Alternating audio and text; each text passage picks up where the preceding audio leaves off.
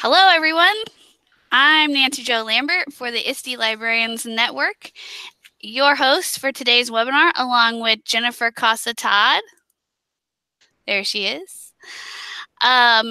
Thanks for joining us for this Google GeoTools webinar with James Allen, EDhub Director at Eminence Independent Schools.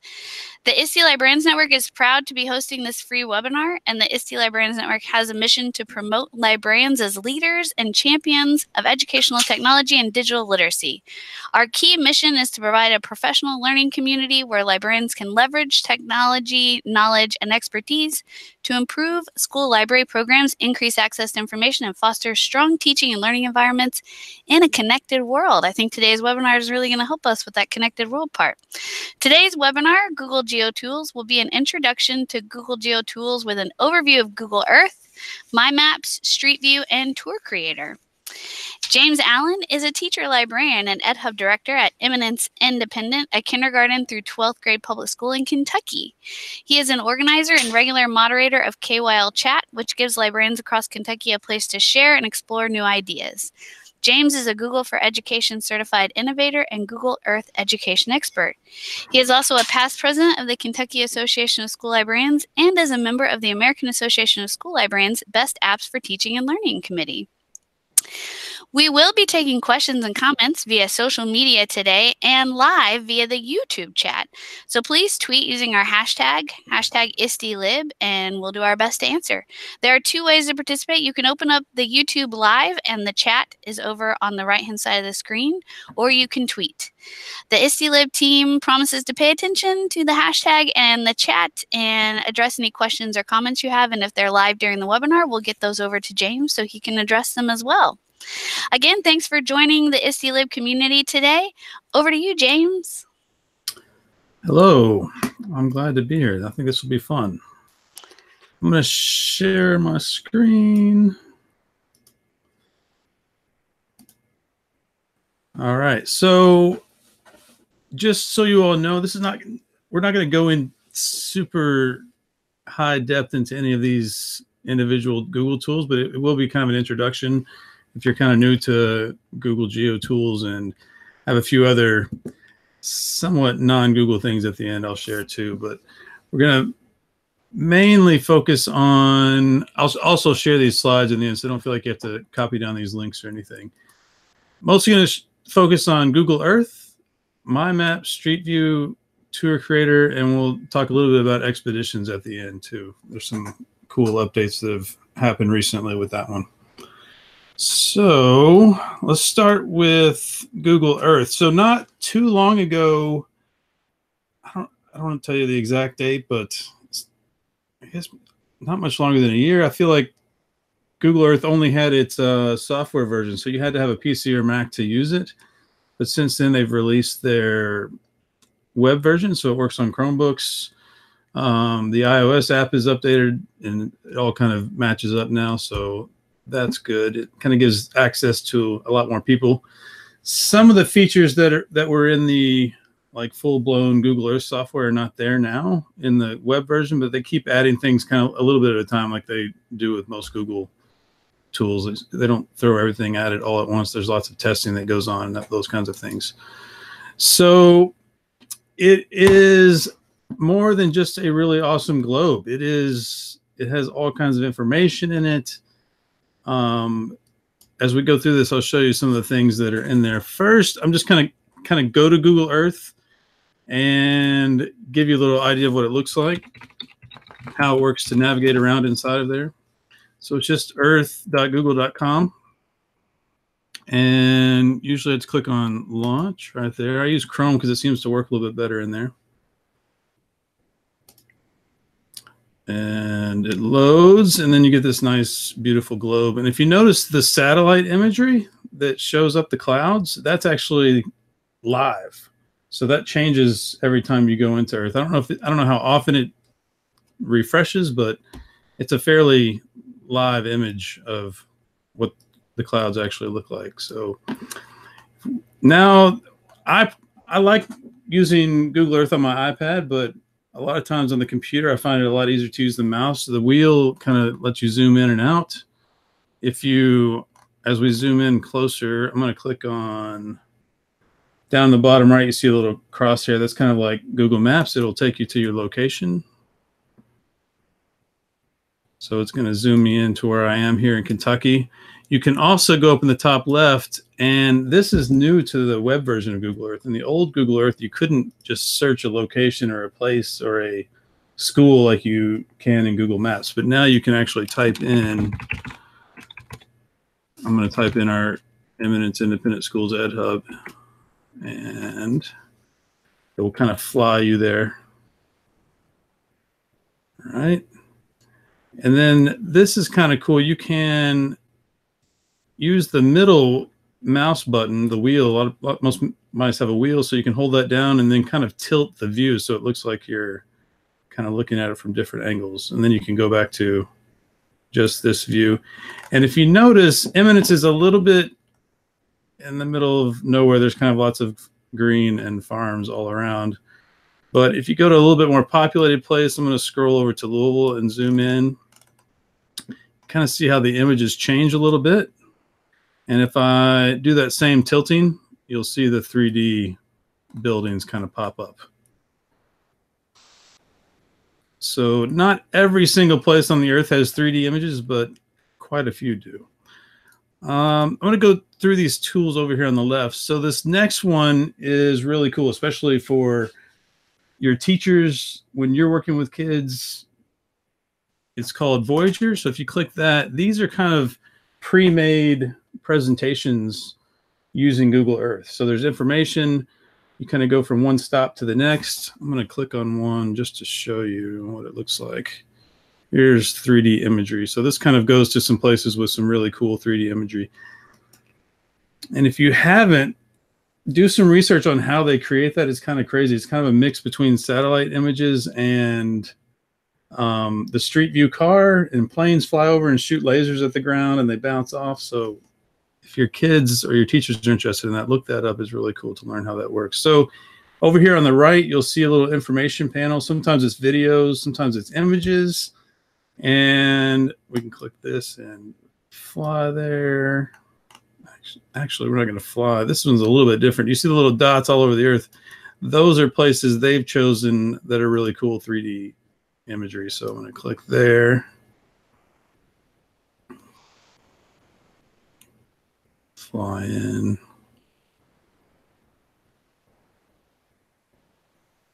Census designated place in Fairbanks. That's kind of cool. Haven't been there yet. Let me click on Voyager again. And you can see the kind of categories up here. There's travel, nature, culture, sports. One I do want to show you, though, that's a little bit different is layers. It's kind of cool. You can take these layers and it puts it over top of the earth. So no matter what you're doing, what you're exploring, the place you're exploring, these layers will be over there. So kind of an interesting one are the current temperatures, right? Because we're all in this crazy polar vortex thing going on.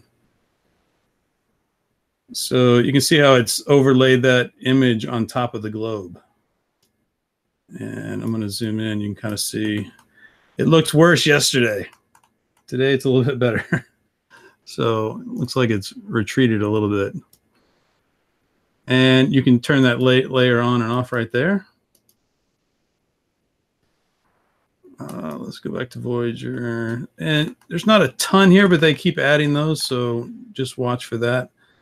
This is kind of a tip. Right now, there's not an awesome way to search for the Voyager stories that exist right now, but you can kind of hack it a little bit by, instead of searching for a place, you can just type a keyword. So I'm going to type in art.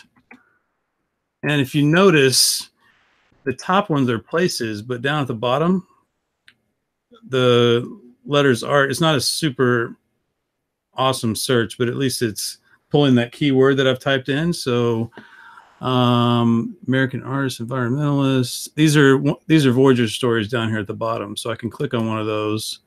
It will take me straight to that Voyager story. And I can hit explore, and it's just kind of one way you can use to search those. Because if you just go to the little Voyager wheel and click, there's lots of scrolling. You can go to these categories, but not every single thing is featured on the page. So if that makes sense, you can kind of search for ones that have been there a little bit older, not in this little featured section right there. Looking over here at the chat, see if there's anything awesome. Cool.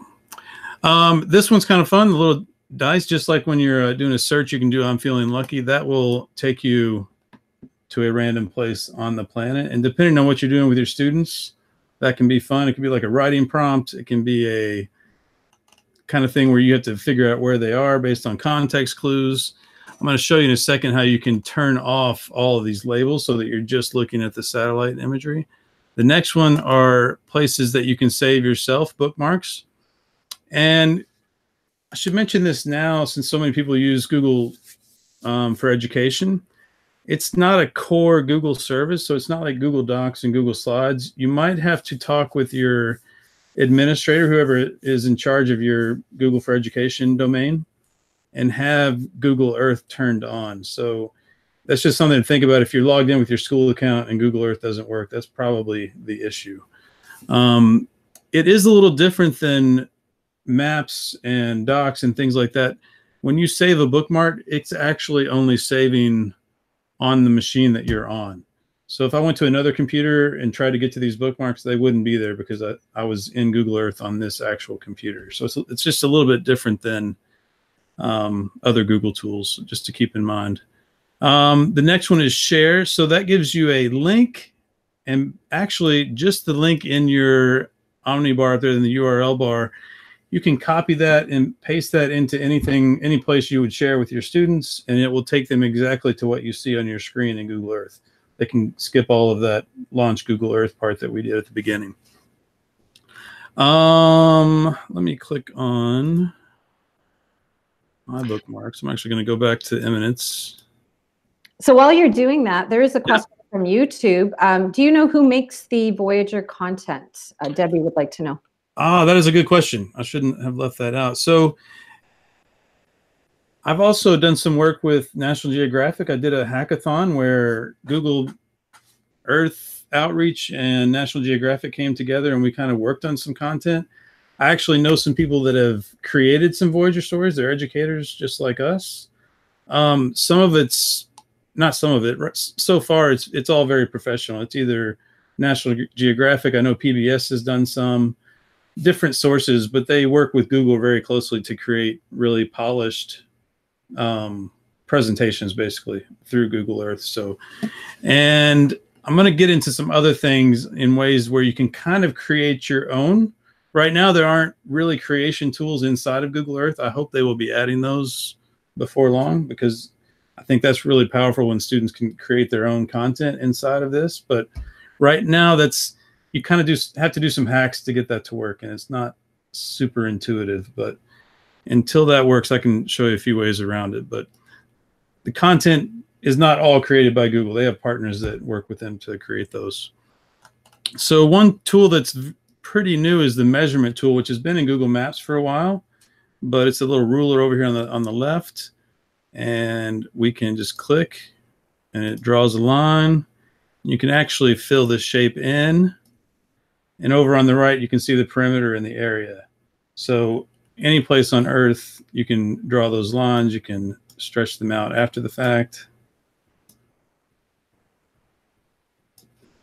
Just kind of a cool feature to have added in there. Before I get too far, let's see, I'm going to close that. We talked about the crosshair. That takes you to where you are. I don't know if everybody knows the name of this little guy that's right here. His name is Pegman.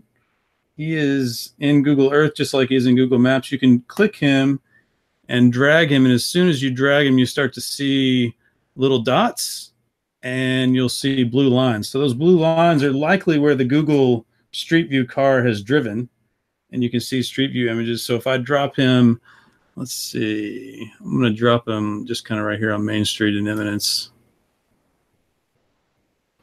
It will kind of fly in, and you see kind of the Street View images that you're used to on Google Maps. You can even travel a little bit. We have kind of an interactive panel in our library. So if you have like a big screen, like a smart board, this is really fun to do this with kids where they can actually touch and kind of move things around with their hands. And the first thing everyone does is go to their house, just because it's kind of like the de facto first move in Google Earth if you've never used it before. All I have to do is click on the little X up here for the photosphere. When I had Pegman over here, did you notice the little dots? Those are Street View images that have been uploaded by other people. So not necessarily the Google Street View card, but those have been uploaded by individuals. So a good friend of mine, Donnie Piercy, actually worked with students in our school to kind of go around town in our kind of small town and document some of the places that the Street View card didn't get. So the kids actually took a lot of these 360 images, and I'll show you how to do that in the Street View app in a minute. But once they're uploaded and public, anybody that goes to Google Earth can see those images. And there's some tools to blur out faces and some privacy things like that, so you don't have to worry about those. Pretty sure that's mostly everything I wanted to cover in Google Earth. Let me go here. I have some links here for you. Here's the Google Earth education homepage that'll give you some resources to use in your classroom to share with your teachers.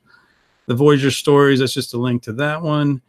I actually did a blog post on our Kentucky Association of School Librarians blog, and this is just kind of some of the ones that are friends of mine that have created, so you can go in there and look at those. There's a Harry Potter one that's kind of cool.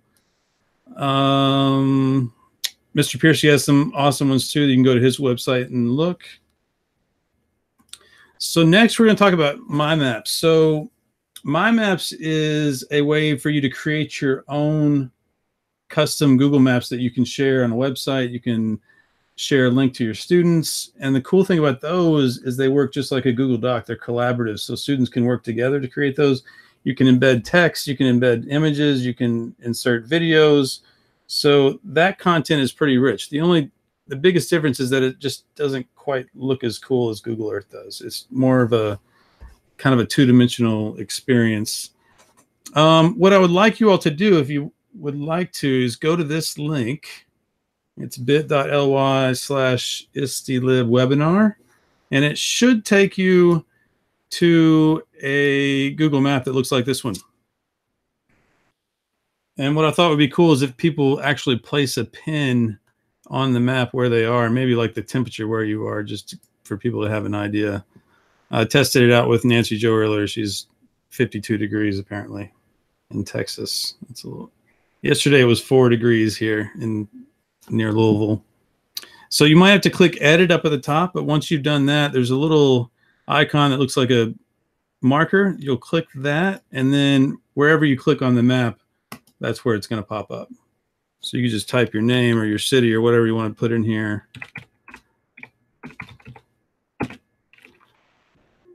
And you can also put where you are up here in the search box, and then it'll True, yeah, you could search for your location. Right, you can put really anything you want up in there, your school.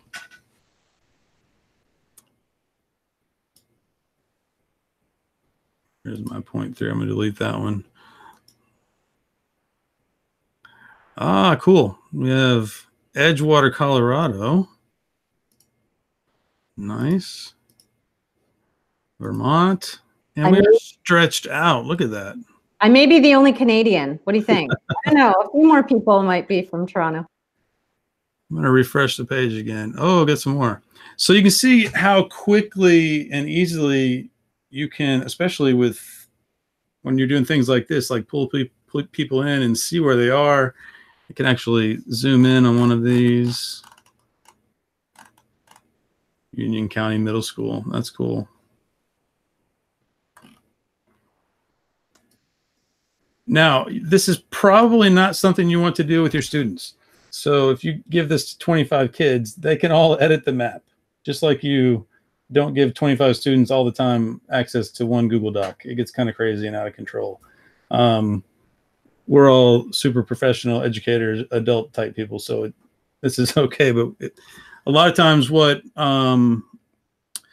Donnie and myself and some other people have done is when you're working with students, a lot of times small groups work well. So like, 3-4 kids on one map is pretty manageable. They can, assign different content to each other, or one person work on one area. It just kind of depends on what the topic is that they're working on. I'm going to refresh one more time. Wow, that is pretty cool how spread out we are.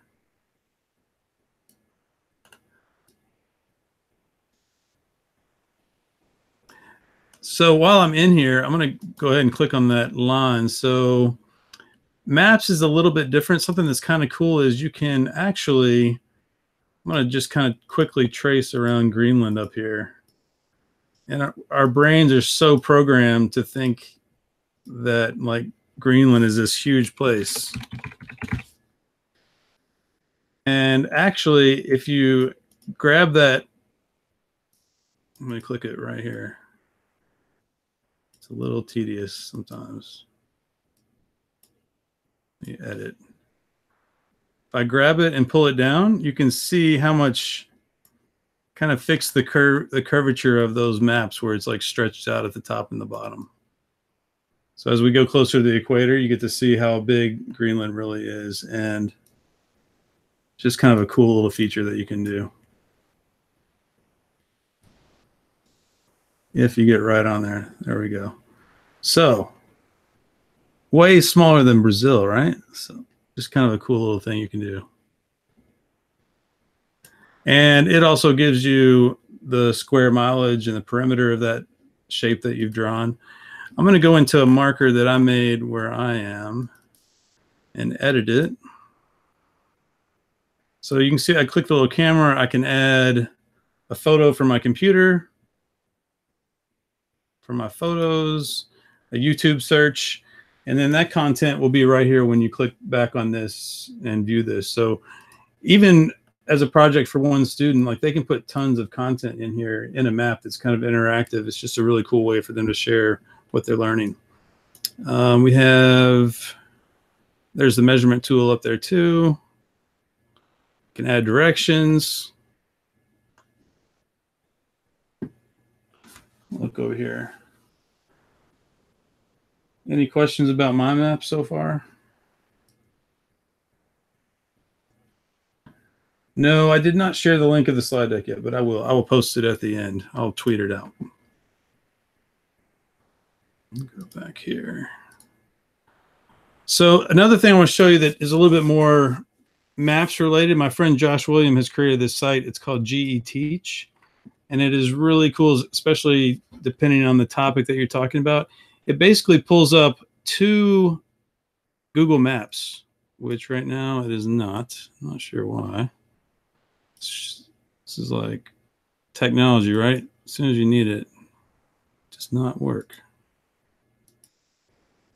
On a normal day, this pulls up 2 separate maps, and you can actually choose, kind of like we were talking about the layers in Google Earth, the temperature maps, and like there's forestation in here, there's population.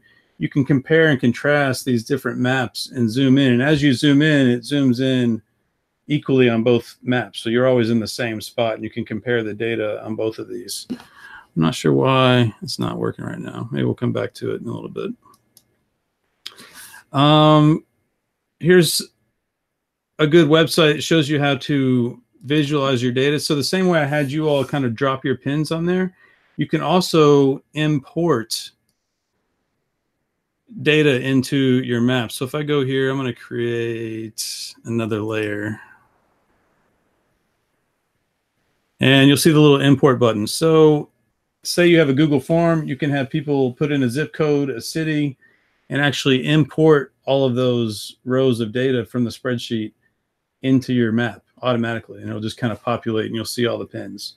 A little bit quicker and a little bit different than having you all do it manually. So you can also import a photo album. So if you have GPS data attached to your photos, it'll actually place your photos on the map from that data, which is kind of a cool feature. All right, next, Street View is one of my favorite apps and tools. So Street View are all those cool 360 images you see when you zoom all the way into Google Maps or Google Earth. You can actually view it online. So there's a gallery that you can go to where it's just some really cool scenes that people have taken pictures of. There's a little example of Pegman. See all the little photospheres that pop up in our school. And when you drop them, it takes you there automatically. I did a little video recording because it's kind of hard to show my phone on this webinar, but this is what the Street View app looks like. So when you hit Explore, you can see kind of just some creative things that people have done just all around the globe. And as you zoom in, you'll see red dots pop up that you can explore. Your profile is where you actually share your own Street View images, and you don't have to have a fancy 360 camera. Those are cool. I really like the Theta version if you want to get one. You can actually use your own phone and just kind of walk around and do it. You look really silly doing it, but you take a picture and it gives you all these little circles. It should pop up here in a minute so you can see what it looks like. Let me zoom in. Oh, there we go. It's not super awesome looking as my office, but you can see the little dots. You just hold your phone, tilt it, and eventually once you take all of those dots, Google Street View stitches all those images together and creates a 360 image. And once it's done that, you can do some cool stuff with it yourself, or you can publish it publicly to Google Maps so that it shows up for anybody that wants to see that. So a lot of times when I travel and go somewhere cool, I'll take a 360 image and upload it so that it's in my profile. I think some of mine showed up over here. These are some that I've done myself. It actually kind of keeps up with your views, which is kind of crazy. Like this one of the Capitals had 418,000 views.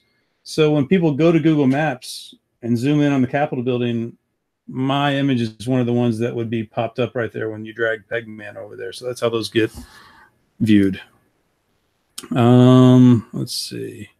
You can also view those Street View images in, let me go over here to the end. If you'll see the little cardboard icon up there, the little VR viewers, any of the content in the app that you can see as Street View, you can actually view in virtual reality and kind of look around, and it looks really cool.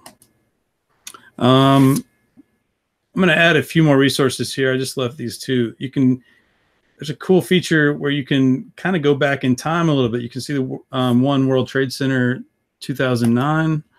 Thank you to Donnie. He shared this with me yesterday. So there's the 2009 version, 2019, same location. See quite a bit of change there.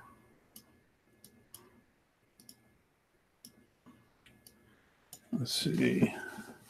Answer that question.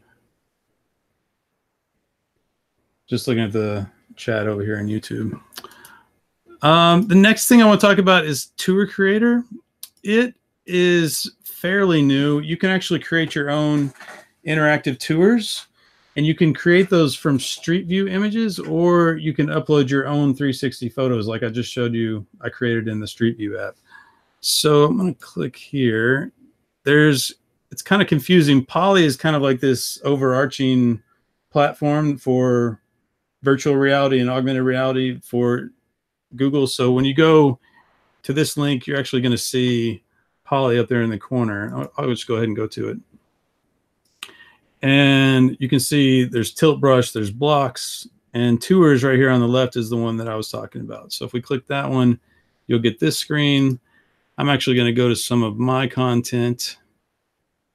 I think I have it on the next slide right here. Yeah, so I don't have an entire tour of my library inside of Tour Creator, but I kind of started one. So here is a Street View image I just pulled from Google. It's the outside of our school. And if you notice right here, you can put little hotspots in for information. And this is where the EdHub will be, but this image was taken a little bit a few years ago from the Street View car. And then if you see right here in the middle, it says scene 1 of 4. I'm going to click next. Now these I've taken myself with my phone. And just a tip, I found it helpful if I take like just a yardstick or like a monopod or something that kind of keeps me in the same spot while I'm taking those pictures, and you're turning around in circles. It just kind of helps the picture stitch up together a little bit better. Something I really like about Tour Creator is on this info panel right here. You can't see it, but you can actually add narration to all of your spots on your tour. So we have music that kind of plays as you're entering the school. So if I go up here to that little gear and turn narration on, you should hear. Yeah, there it goes.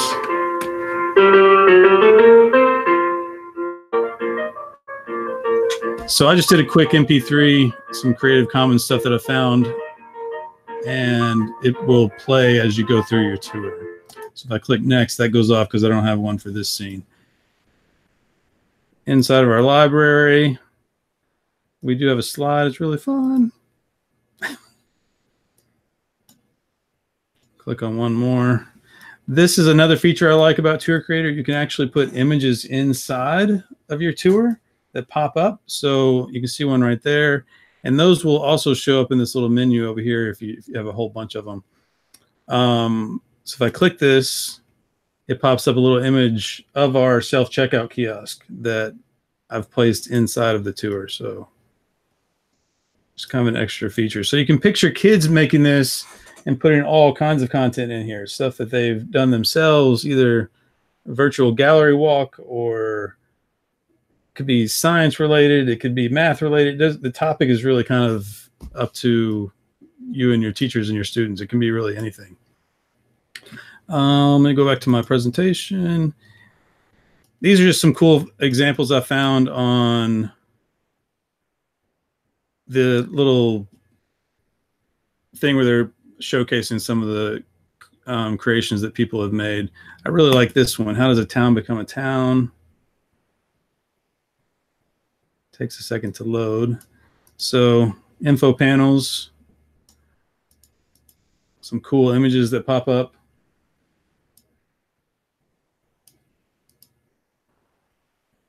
All right, so you can see like real life next to some like really cool content.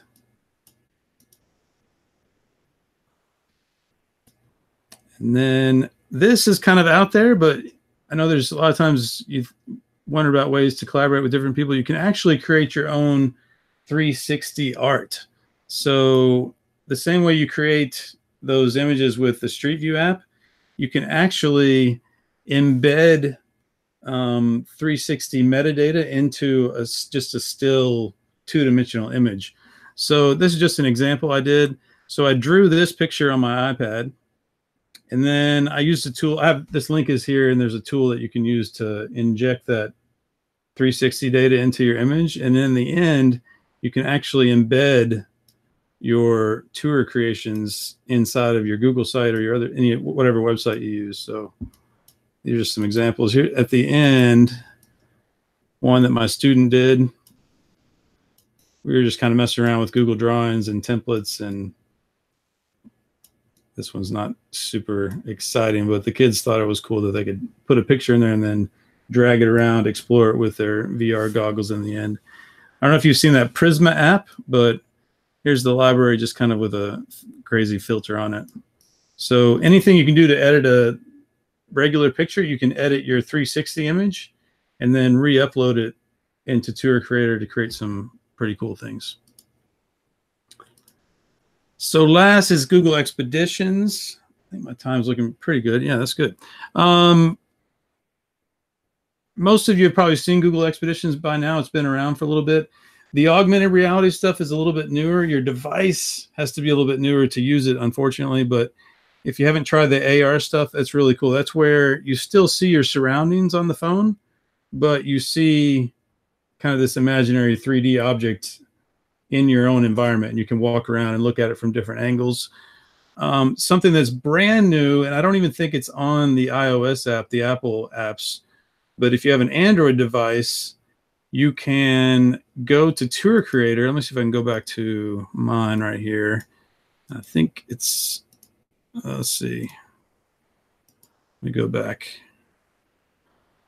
Crazy click. There it is. The share button right down here where it's next to like.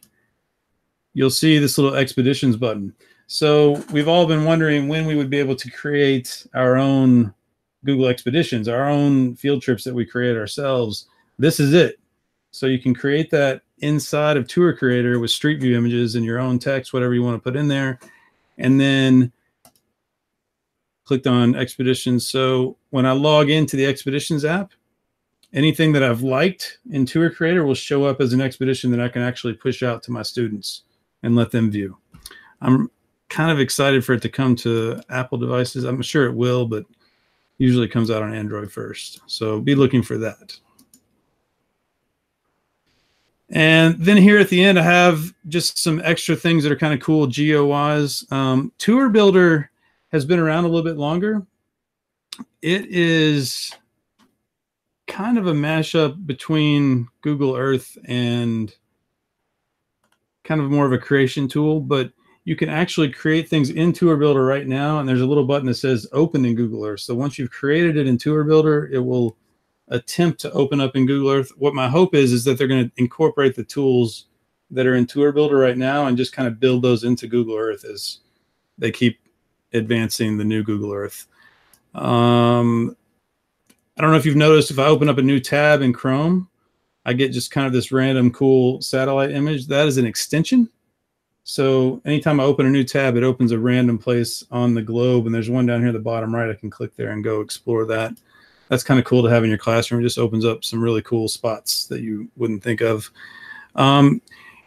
Google Arts and Culture is its own kind of app that you should explore sometime just because it's so awesome. But if you go there and scroll down, the reason I put it in this geo presentation is that they have some specific Street View things that are tied into this collection that are really cool. So check that out. And then time lapse is really awesome too. You can go anywhere, almost anywhere, I guess anywhere on the earth. I think the amount of time that's there may differ as you go, but you can change the year of the satellite imagery. So you can see urban sprawl, you can see forests changing, deserts changing, all kinds of cool stuff on here. You're seeing kind of a time lapse of these places. And then KMLs are kind of like Google Earth for once you get the basics out of the way. KML stands for Keyhole Markup Language. It's kind of Google's own specific language for saving maps. So there's tons of KMLs out there on the internet that people have created, scientists have created. You can import those into Google Maps, into Google Earth, and view that data inside of there. So check that out if you get really interested in this stuff. UVisit is another tool that has been around a little bit longer. I did a tour of our library using it before Tour Creator existed. So it kind of gives you these little stops over here on the left. Still 360 images. You can embed images just a little bit, still a little more fancy than Tour Creator, but it's a tool worth checking out if you need to make something like that. And I think that's it, unless there's some questions that I can answer. Oh my gosh, lots of amazing stuff. And yeah, I went super fast. Like this is enough for like probably 2 days of PD, but I just want to give people kind of an overview of these tools. Absolutely love it. So we did have a couple of questions. The first question was from Deb on YouTube in terms of My Maps. When you were talking about My Maps, she wondered if it was similar to a blank doc so that you add content, etc., and save. And if so, where and how does it save to your drive? Yeah, it saves just like a Google Doc does. It's always kind of saving in the background. So I'm not sure about revision history. I don't think it is quite that cool, but I actually haven't tested that out in a while, so I'm not really sure. But otherwise, it's constantly saving. So you can see, you don't have to save it as you go or anything like that. We also wondered, I think it's Ellen who's having trouble with the peer-to-peer connection for expeditions. And I know that was a big, long thread on Twitter for me today because the same question came up for me yesterday. So I'll share that with you, Ellen. But do you have any tips for her? We, in 2 different schools I've been in, it's just easier, I think, to have your own router just for expeditions. So we have a Wi-Fi router that sits on this cart with all of our phones that we use for our viewers, and that's what it's for. It's dedicated for that purpose. The only problem is, so it doesn't go out to the internet. So the kids have the phones, but they don't have any access to the regular internet. They can only view the expedition that the teacher's pushing out. The only problem is just kind of switching back and forth between Wi-Fi when you're downloading content from expeditions, you got to switch to a live internet connection so that you can get those. But once you've done that, the expedition's saved on that device, then you can switch to your local router to push out to your students. I've found that that works a lot better than trying to do it through an established network. Okay, thank you. That was the general sentiment today as well. Someone else asked about Gmail, and this is a good question because I know when I've used Tour Builder and My Maps, you needed a Gmail account. What if you don't have a Gmail account? How many of these tools can you use? That's an awesome question. I think Tour Creator is the same as Google Earth. I feel like it has to be turned on in the Google admin panel. So if it's not working under your school account, that's the reason why. So I mean, to create your own, you are going to have a Google account. That's pretty much the end of that. So if you can't get it turned on, when I first started playing with it, it was off for our school, and I just logged in with my personal account to experiment a little bit. So it does have to be a Google account. That's my understanding too. Yeah, for sure, to create it. Okay. I would say since there aren't many creation tools inside of Google Earth, it's the least restrictive. I mean, you don't really need an account to be inside of it. So, but things where you're creating things like My Maps and Tour Creator and Tour Builder, you kind of need an account.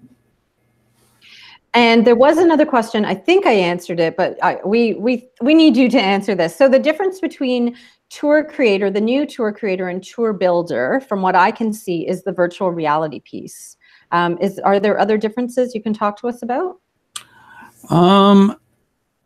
I feel like development on Tour Builder has kind of stopped for a while. They're not really continuing to develop it. I could be wrong, but let me go to it so you can see what one looks like.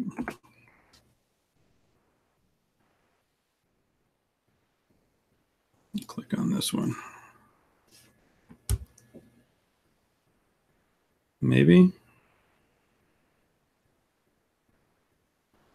That one's not very impressive. So I used Tour Builder when we were, I had our kids to create an amazing race, and they just clicked on, they had a city that they had to describe, and they just clicked on different landmarks. If I had to do it again, I would probably get them to do it in Creator just so they have those 360 images. Yeah. The biggest difference is that you don't have that map layer. You only have the 360 images. So that's something that Tour Builder kind of has over it. But that's why I'm hoping kind of those Tour Builder creation tools will be eventually built into Google Earth so that it's all kind of one experience. Oh, so that's a good point. So geography, if you're doing whatever it is you're doing in geography, you want that map, you want those tools, versus maybe a history where you're learning about communities, and that's not as important. Yeah, so even if you create a map in My Maps or Tour Builder, you can actually save that as a KML file and import it into Google Earth.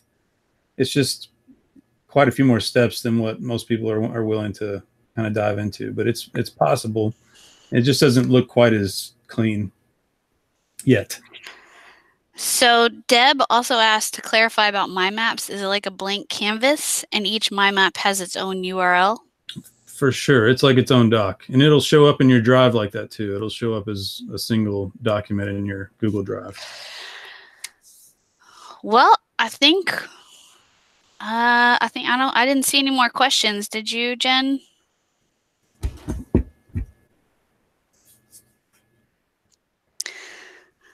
I think we might be wrapping it up for the day. Thank you so much, James, for being our guest. Yeah, no problem. For this webinar today, and then thank you, Jen, for helping me host, and Linda as well, who was up in the YouTube chat with us. So thank you guys all for attending. And if you didn't get to watch live, anyone who registered will get the link, and it's also going to be up on our YouTube channel and the Weebly. So, and I haven't shared a link to the presentation, but I'll do that. I'll share it on Twitter and share it with you all too. And we'll make sure and retweet it from the ISTE Lib account as well. So, and I'll send the link with the the link to the presentation or to the webinar too when I send that out to everybody that registered. All right. And certainly some people are saying we have so many questions to clarify. Well, that's the best thing about having an ISTE PLN, and that is that you can ask us a question anytime. And if we don't know the answer, we'll get James to answer or Johnny to answer. Don't feel bad. I went super fast, but it was really just to be an overview of what's possible, not a, you can really spend a lot of time diving into these individual tools. So it just takes a little time and playing around with it. Great. All right, I'm going to go ahead and stop the broadcast. Thanks so much, James. You're welcome. Thanks, James.